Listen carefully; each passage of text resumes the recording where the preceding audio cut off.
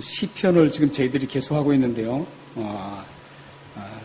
퍼스트 텀에 우리가 시편을 지금 3개월 동안 하고 있습니다. 3개월 동안 하고 있는데 의외로 이 시편을 좋아하시는 분이 많으신 것 같아요. 그래서 시편 말씀에 은혜를 받는 분들이 많이 계실 것 같습니다.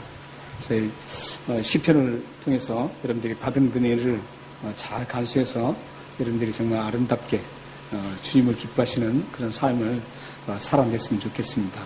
사실 원래 제가 오늘 설교 본문은 설교를 작성할 때 서론, 본론, 결론 이렇게 해서 세 파트로 해서 작성을 하는데 서론 부분을 사실 어쩐 게 긴급하게 제가 바꿨습니다. 바꾼 이유에 대해서 제가 따끈따끈한 어제 저녁에 저에게 일어난 사건을 말씀을 드리겠습니다.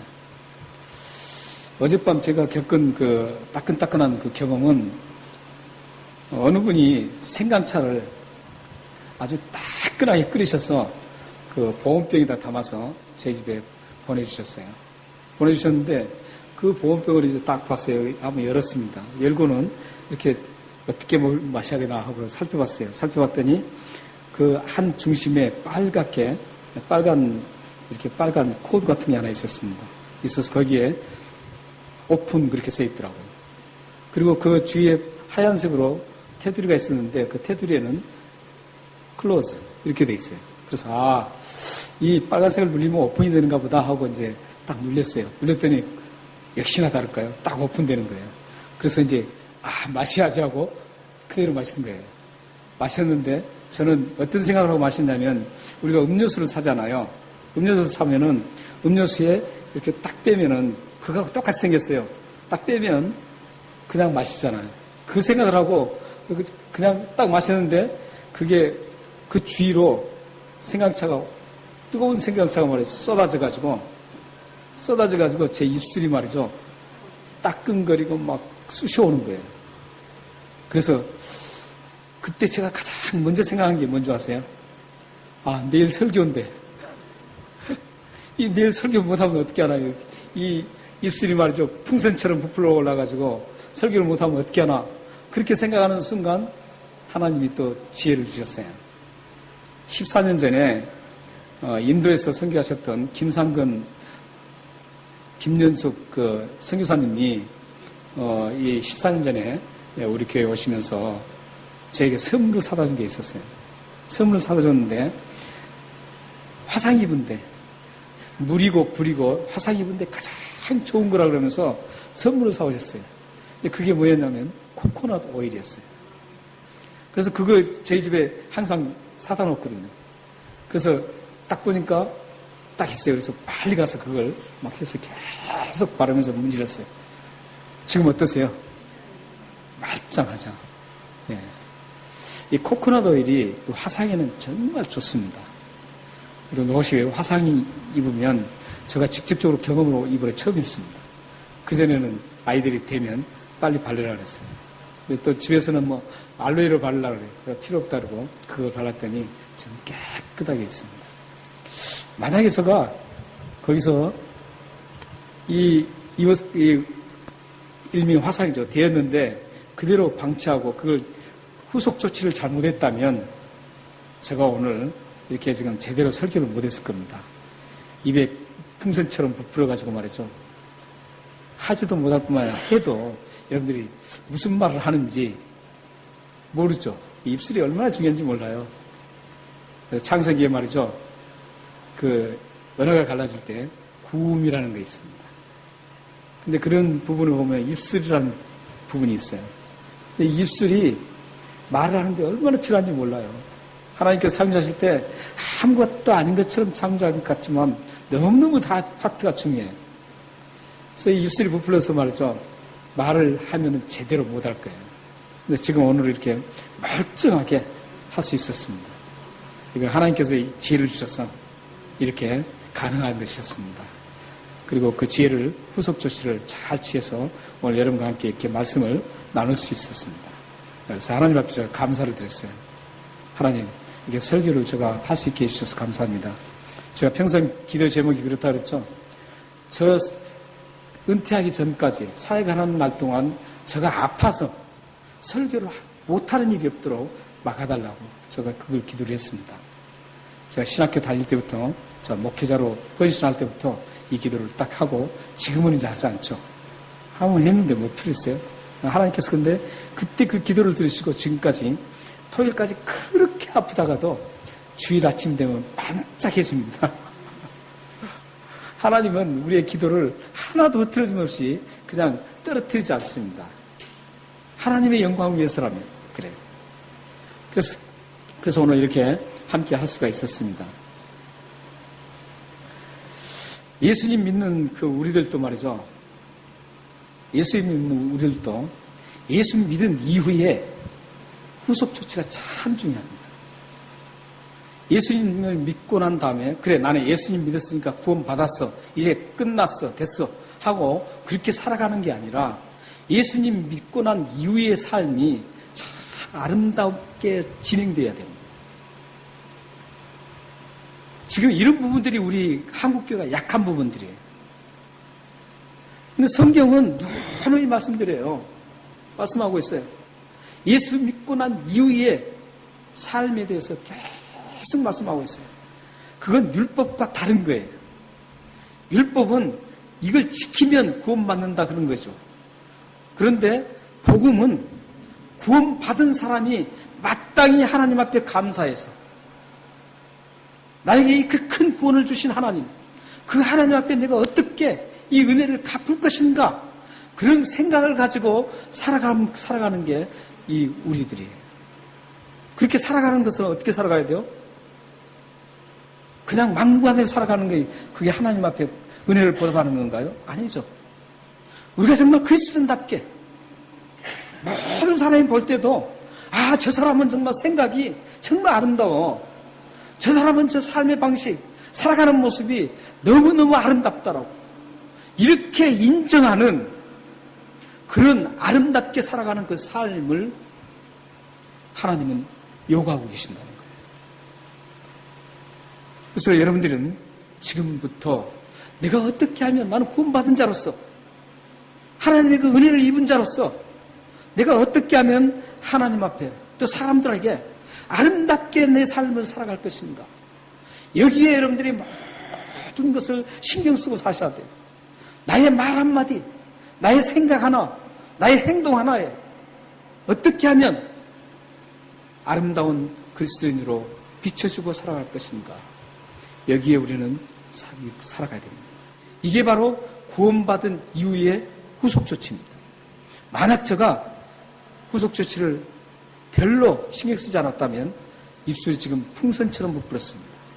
지금도 여기 흔적이 남아 있습니다.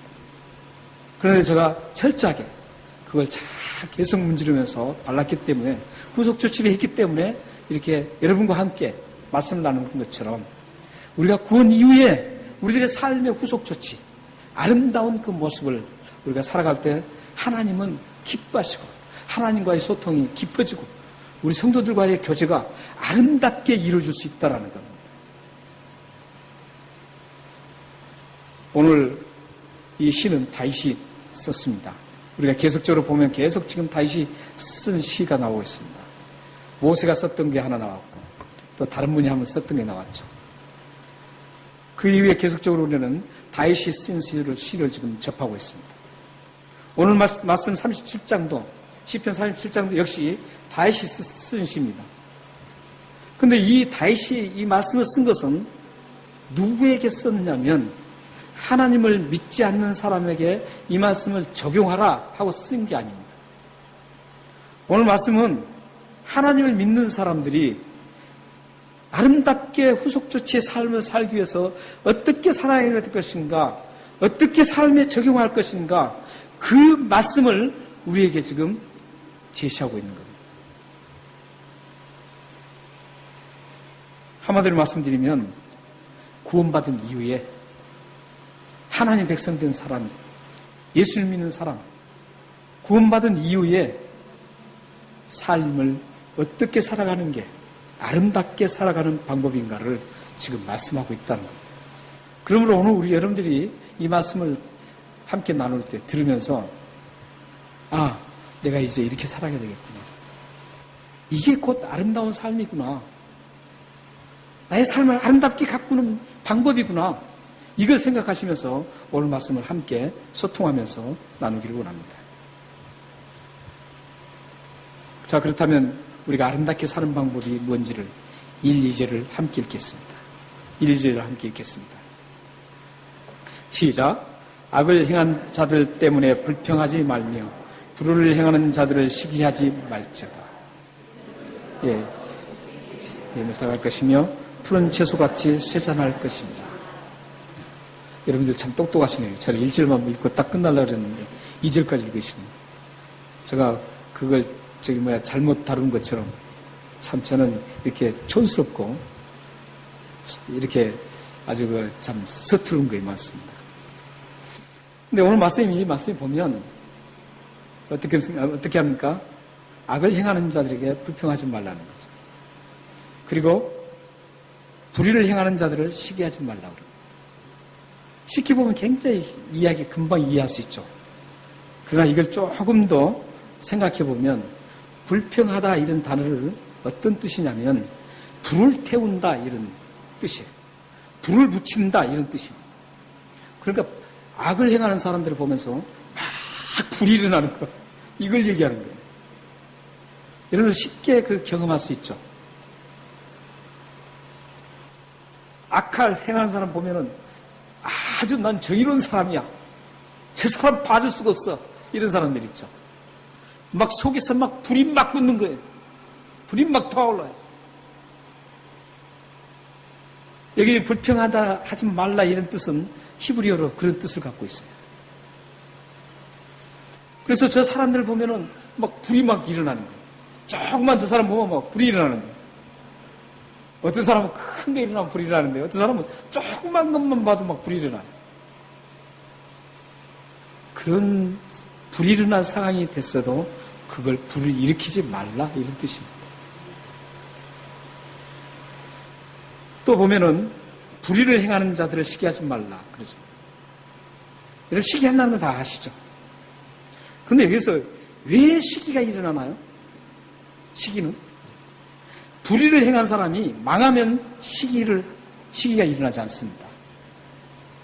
근데 불법을 행하고 불의를 행하는데 저 사람이 망해야 되는데 망하지 않는 거예요. 어떻게 된 게 더 왕성하게 잘 사는 거예요. 그럴 때 여러분들은 어떻게 생각이 들어요? 저 사람 왜 저런가?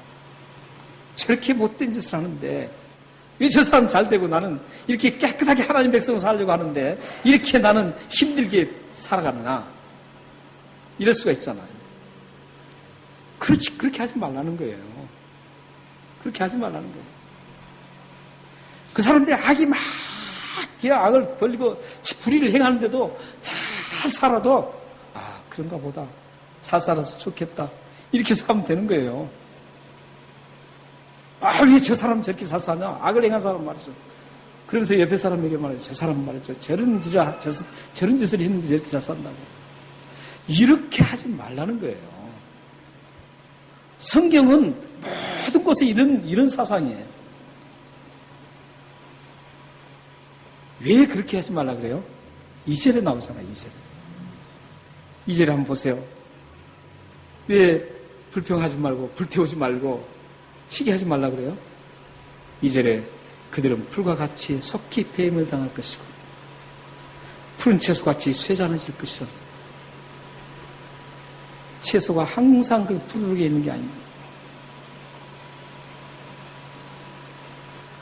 풀이 항상 있다고 그대로 있는 게 아니에요. 배임을 당합니다. 한마디로 말씀드리면 그들이 누리는 그런 것들이 영원하지 않다는 거예요. 순간의 그것은 순간이라는 거예요. 이 나그네 길에 사는 그 순간이라는 거예요. 여러분들은 그걸 잘 인식하고 사셔야 돼요. 그런 걸 보면서 불태울 필요가 없습니다. 잘 되는 걸 보면서 그 사람 이렇게 때리다 할 필요도 없어요. 그들은 그대로 둬도 지난번에 제가 말씀드린 것처럼 전도서에 있는 말씀 드렸었죠. 꼭 기억하시면 좋겠어요. 악한 자가 복이라는 거, 악한 자가 잘 되는 것은 뭐라 그랬어요? 죄악이라고 그랬어요. 죄악이라고 그랬어요. 그러니까 거기에 대해서 우리가 그 죄악을 짓고 있는 것에 대해서 전혀 타치할 필요가 없어요. 만약에 여러분들이 그런 모습을 보면서 불태운다든지 시기를 하면 어떻게 돼요? 어떻게 될까요? 자신에게 유익이 될까요? 전혀 유익이 없습니다. 마음에 막 불태운 사람들은 육체도 망가지게 돼 있어요. 뿐만 아니라 영혼은 더 망가집니다. 공연히 그 사람들에게 휘둘러가지고 내 영혼도 망가지고 육체도 망가질 필요가 없잖아요. 하나님은 지금 우리를 그렇게 생각하고 계세요. 하나님은 그렇게 하지 말라는 게 단순히 하지 말라는 게 아니에요. 우리를 생각해서 하는 거예요. 여러분들의 영혼이 피폐해지지 않고 영혼이 정말 활성화되어서 하나님과 교통이 굉장히 샘세하고 하나님과 교제가 깊어지기를 원하시는데 이런 거에 신경 쓰면, 이런 거에 휘둘리면 그 교제가 깊어지질 않아요. 영혼이 아주 바짝 들어야 돼요. 그러므로 여러분들은 앞으로 우리가 살아간 날 동안 이런 사람은 많이 볼 수밖에 없어요. 그럴 때 오늘 말씀을 꼭 기억하셔야 돼요. 이렇게 살아가는 게 아름답게 살아가는 크리스천의 삶입니다. 또 이어서 계속 다윗은 얘기하고 있습니다. 또 아름답게 살아가는 방법을 3절에서 5절까지 지금 말씀을 하고 있어요. 3절에서 5절까지 말씀을 보면 어때요? 여호와를 의뢰하라고 그럽니다.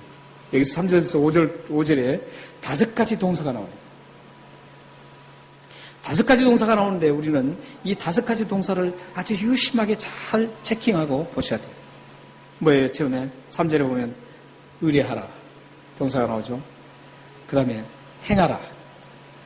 그리고 성실 먹으라. 삼을절 사와라. 그리고 4절에 보면은 기뻐하라. 5절에 보면 맡기라. 이렇게 되어 있습니다. 이 단어를 보면은 3절에 나오는 의뢰하라는 것은 하나님의 그 인격 안으로 온전하게 다 들어가라는 거죠. 하나님 속으로 들어가서 하나님의 인격 안으로 푹 빠져서 그 하나님의 모든 속성과 연합을 이루라는 것이죠. 그게 의뢰하라는 뜻이에요. 그리고 행하라 그러죠. 이 행하라는 단어는 어떤 건축을 하잖아요. 그러니까 여호와를 의뢰하라는 것과 그 다음에 선을 행하라 그러는데 선을 행하라는 그 의미는 어떤 의미냐면 건축을 해요. 집을 짓잖아요. 집을 짓다가 중간에 끝나면은 어떻게 돼요? 결과물이 아주 흉물이에요. 건축을 했으면 끝까지 다 건축을 해야 돼요. 마무리를 완벽하게 딱 하고 그 결과물이 확연하게 딱 확인돼야 되는 거죠. 지금 행하라는 건 그 의미예요. 어떤 의미예요? 성을 행하라 하는데 선을 생각으로 행하면 아무것도 아니라는 거예요. 선을 행하라고 했는데 선을 마음으로만 말로만 선을 행하는 거 아무것도 아니라는 거죠. 말로 하는 사람은 얼마나 많은지 몰라요. 말이 굉장히 많은 크리스천들이 많아요. 그런 삶은 아름답지 않아요. 여기서 행하라는 것은 뭐예요? 선을 행했을 때 그 결과물이 확연하게 드러나도록 선을 행하라는 거예요. 선을 행한다는 것은 분명히 그 열매가 있어야 된다는 거예요. 말로 아무리 해도 그것은 행하면 믿으면 죽은 믿음이에요. 여러분들이 정말 하나님 앞에 내가 정말 하나님 앞에 아름다운 신앙인으로 구원받은 이후에 내 삶을 아름답게 가꾸려면 여러분들 세언을 행해야 돼요. 하나님과의 하나의 인격체가 돼서 하나님 속으로 쏙 빠져야 돼요. 그리고 또 뭐예요? 먹거리를 삼을지어다 성실로. 여러분이 먹는 것은 여러분의 손에 의해서 먹어야 돼요. 그리고 또 여호와를 기뻐하라 그러죠. 또한 여호와께 맡기라는 거예요. 하나님을 기뻐해야 되고 하나님께 모든 걸 맡기라는 거예요. 이런 삶을 살면 여러분들이 구원 이후에 아름답게 여러분의 삶이 가꿔지고 아름답게 변화가 일어날 수 있다는 것. 이게 여러분들 구원받은 이후에 후속 조치를 취해야 됩니다. 그런데 1절과 2절, 3절과 4절, 5절 여기에 지금 보면 이 두 개를 잘 비교해 볼 필요가 있어요. 연관성이 굉장히 깊습니다. 이제 물론 1절, 2절은 어떤 네거티브하는 그 명령이었죠. 3절과 5절은 포지티브하는 명령이었어요. 그런데 여기 보면 그 의미보다는 이 연관성이 있다는 것을 잘 보셔야 됩니다. 주의해 보셔야 돼요. 예를 들어서 악을 행하는 자를 때문에 불평하지 않는 사람, 또 불의를 행하는 자를 시기하지 않는 사람은 어떤 사람이에요? 하나님을 의리하는 사람이고 선을 행하는 사람이고 뿐만 아니라 하나님을 기뻐하는 사람이고 하나님께 모든 걸 맡기는 사람이고 그런 사람들은 절대 악을 행하는 사람 보고 불평하지 않고 불을 일으키지 않고 또한 불의 행악자들이 막 잘 될 때 시기하지 않습니다. 또 반대로요. 하나님을 신뢰하고 선운의 열매를 맺고 살고 또한 하나님을 여호와를 기뻐하고 하나님께 내 모든 걸 맡기는 사람은 어떨까요? 그런 사람들이 악을 행한 사람들에게 불평을 할까요? 아니죠. 못된 짓을 하는데 막 잘 된다고 해서 그 사람 막 시기하고 막 이렇게 할까요? 그렇지 않습니다. 모든 절대 조건이 하나님 앞에 있다는 것을 알기 때문에 하나님께 모든 걸 맡기면 하나님이 책임져 준다는 걸 알기 때문에 그런 거 봐도 까딱하지 않아요. 그렇기 때문에 이 두 구절은 밀접한 두 개 다 관계가 있어요. 이건 잘하고 이것은 못하고 이건 못하고 이건 못 잘하고 그게 아니에요. 마치 무화과나무에서 무화과를 따야 된다는 예수님의 그 원리와 똑같아요. 사랑하는 여러분, 우리는 지금 아직 얼마나 남았는지 모르지만 이 낙엽의 길은 순간입니다. 순간이에요. 여러분들은 이 낙엽의 길을 가면서 나의 신앙을 구원받은 이후에 내가 아름답게 나의 삶을 좀 가꿔야 되겠다. 이런 생각으로 사셔야 됩니다.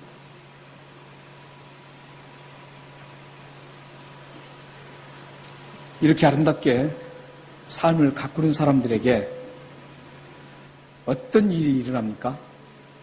4절, 6절 한번 보세요. 4절, 6절을 보시면 여호와를 기뻐하라. 그러면 어떻게 돼요? 그가 내 마음의 소원을 내게 이루어 주시리라. 이렇게 합니다. 여러분들 소원을 하나님께서 다 이루어 주실 겁니다. 근데 그렇게 하지 않으면 이 말이 연관성이 없죠. 그러니까 여러분들이 아름답게 여러분의 삶을 계속적으로 구원의 후속 조치로 가꾸고 살아야 된다는 거죠. 또 보세요. 5절에 내 길을 여호와께 맡기라. 그를 의지하면 그가 이루시고 6절에 보세요. 내 의를 빛같이 나타내시며 내 공의를 정오의 빛같이 하시리로다. 여러분들이 지금 우리에게 제시해 준 이 아름다운 삶, 이걸 그대로 실천하면서 여러분들이 최선을 노력하면서 어려워도 힘들어도 이 길을 걸어간다면 하나님께서는 어떻게 한다 그래요? 다 한마디로 책임져 주신다는 거예요. 그런데 여기서 오해를 많이 해요. 많은 분들이 6절을 참 오해를 많이 해요. 어떤 오해를 해요? 내 의를 빛같이 나타내시는 내 공의를 정오의 빛같이 하시더라. 이 말씀을 오해하는 거예요. 어떻게 오해한 줄 아세요? 아, 그래. 내 삶이 이제 막 빛이 찬란하게 비칠 거야. 내가 이제 대단하게 많은 사람들에게 자, 봐라. 나 좀 봐라. 이렇게 나타날 것이야. 이렇게 생각하는 분들이 많아요. 이 말씀은 그런 말씀이 아니에요. 이 말씀은 어떤 말씀인 줄 아세요? 여러분들이 그렇게 아름답게 살아가면 하나님이 하신 일들이 여러분의 삶 속에서 두드러지게 나타난다는 그런 뜻이에요. 하나님이 드러난다는 뜻이에요. 하나님의 그 위대하심이 모든 사람들에게 내가 드러나는 것이 아니에요. 하나님이 드러나는 거예요. 성경은 모두가 인간을 드러내기 위해서 쓰인 게 아니에요. 성경 모든 것은 하나님의 그 위대하심, 창조주 하나님, 우리를 구원해 주신 그 하나님, 그 하나님을 위대한 하나님이라고, 세상에 아무것도 없는 단 하나의 하나님이라고 드러내는 그 말씀이 바로 성경이에요. 그런데 우리는 기복적인 신앙으로 빠져가지고 이렇게 하면 하나님께서 나에게 복을 주셔가지고 내가 다른 사람들이 과시하고 이럴 거라고 생각해요. 아니요. 그런 성경이 아니에요. 우리가 그렇게 살아가면 우리의 삶 속에서 하나님의 위대하심이 드러나는 거예요. 하나님이 하시는 그 온전한, 하나님이 하시는 그 놀라운 일들이 우리 삶을 통해서 드러나는 거예요. 그리고 믿지 않는 사람들까지도 야, 하나님이 살아계시는구나. 하나님 역시 멋쟁이야. 이렇게 만드시고 하나님의 영광을 드러내기 위한 그런 삶이라는 거예요. 사랑하는 여러분, 여러분들은 구원 이후에 어떻게 지금까지 살아오셨습니까? 그래, 나는 구원받았으니까 나는 안전하니까 그렇게 살아가면 되지. 이렇게 살아오셨나요? 그러면 여러분 삶 속에서 하나님의 그 위대하심이 별로 보이지 않습니다. 경험하지 못합니다. 여러분들이 아름답게 여러분들의 삶을 다듬고 크리스찬답게 가꿀 때, 그 후속 조치가 잘 이루어졌을 때 하나님의 그 위대하심이 드러나는 거예요. 여러분들이 그 위대하신 하나님을 경험할 수 있는 거예요. 그렇게 되면 여러분의 삶은 있어도 없어도 늘 기쁨 충만하고 하나님 앞에 감사하면서 이 세상의 어떤 환경과 어떤 조건에서도 흔들리지 않고 하나님 앞에 감사하면서 즐겁게 이 세상 나그네 길을 마칠 수가 있습니다. 사랑하는 여러분, 여러분의 가정과 여러분 삶, 이런 아름다운 삶을 살아서 주님의 위대하심을 경험하기를 주님의 이름으로 축원합니다. 기도하겠습니다.